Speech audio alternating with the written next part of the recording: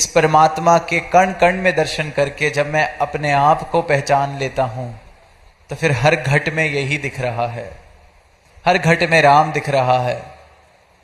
तो फिर कैसे उस घट को मैं नुकसान पहुंचाऊं, कैसे उस घट को मैं नीचा दिखलाऊं जिसमें दर्शन इस परमात्मा के हो रहे हैं। फिर तो वहां हृदय झुक जाता है, सर झुक जाता है। तभी कहते हैं कि फिर आगे वो तुलसी दया ना छोड़िए जब लग घट में प्राण, कि जब तक फिर इस घट में प्राण है ये भाव ना मेरे खत्म हो जाएं। ये जो भागों से दया वाले भाव, प्रेम वाले भाव, प्रेमा भक्ति वाले भाव मिले हैं, ये फिर मेरी आखिरी श्वास तक यही भाव बने रहें तो जीवन मुबारक है, तो जीवन वाकई ही धार्मिक है।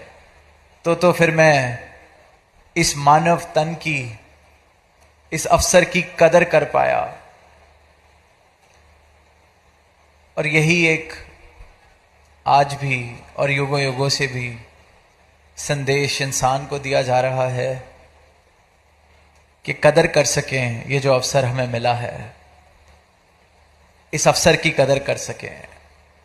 ये जो आत्मा को अवसर मिला है इतनी लंबी यात्रा करने के बाद इंसानी तन में आने के लिए, तो ये इस इंसानी तन में आकर इस परमात्म को प्राप्त कर ले, प्रेम से सराभोर जीवन हो जाए, प्रेमा भक्ति से सराभोर जीवन हो जाए, तो जीवन मुबारकबाद के पात्र है। और सही मायनों में भी धार्मिक वही जीवन कहलाया जा सकता है, वही इंसान कहलाया जा सकता है जिसके जीवन में प्रेम हो। प्रेम के आधार पर, इस परमात्मा के आधार पर जो जीवन जिया जा रहा है वही धार्मिक जीवन है। बाकी तो कहने को इंसान खुद को धर्म का रक्षक भी कह देता है,